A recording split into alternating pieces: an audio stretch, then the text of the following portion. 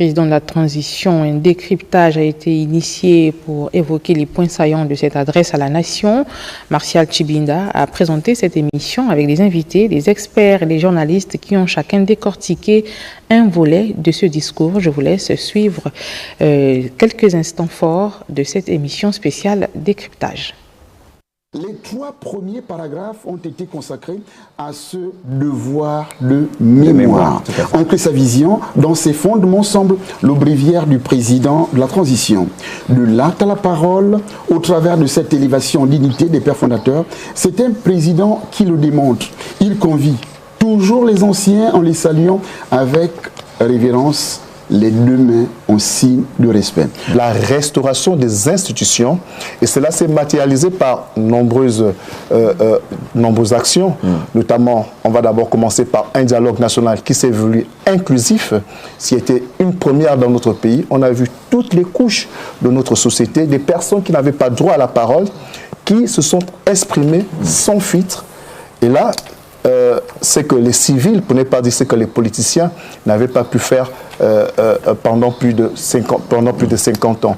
Une autre approche qui se veut encore là dans la ligne visée de ce que veulent faire les militaires, c'est de montrer que nous avons un destin commun, celui qu'ils ont emprunté à notre hymne, c'est-à-dire notre essor vers la félicité. La paix sociale a été fragilisée par des attitudes particulièrement, on va dire, outrageuses, outrancières même, si on parle l'arrogance, le mépris, le non-respect des aînés, mais alors là, c'était vraiment quelque chose de très courant.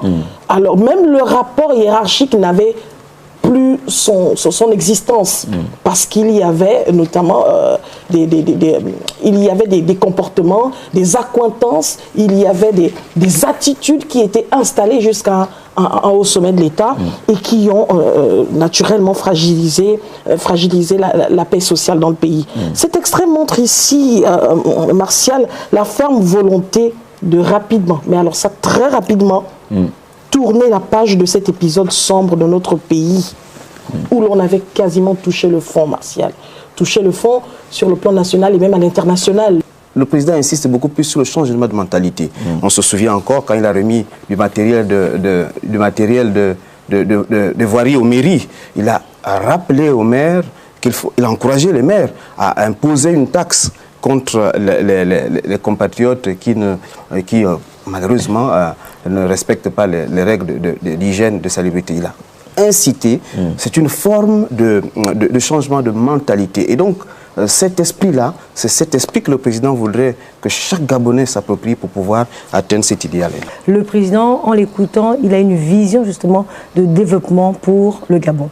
Pour lui, il est question, comme il l'a dit tout à l'heure, de se réapproprier notre économie. Cette économie qui doit être restructurée et qui passe également par la réappropriation du secteur économique, notamment les petits métiers. Le pays est en chantier.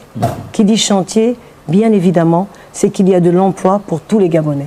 Les Gabonais peuvent aujourd'hui se retrouver dans ces chantiers pour pouvoir justement mettre la main à la pâte et pour cela lutter également contre le chômage. L'épine dorsale, c'est le Gabon.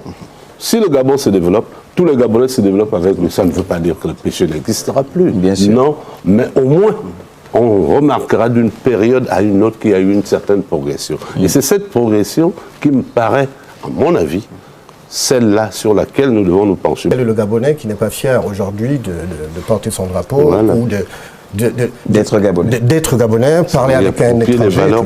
Ça veut dire que sur ce plan, ils ont réussi. Voilà. Tout le monde est fier de dire « je suis Gabonais », on voit le drapeau partout, on voit même des défis sur les réseaux sociaux où on a des jeunes qui ne voulaient plus vraiment entendre parler de « on est Gabonais », qui aujourd'hui se taguent des Gabonais, le plus beau pays du monde, qui font des vidéos pour promouvoir l'image du Gabon. Il faudrait déjà amener le Gabonais à comprendre que c'est possible, que je puisse m'élever de là où je suis à atteindre ce niveau-là, et à partir de ce moment, on aura aidé déjà le CTRI à se réapproprier.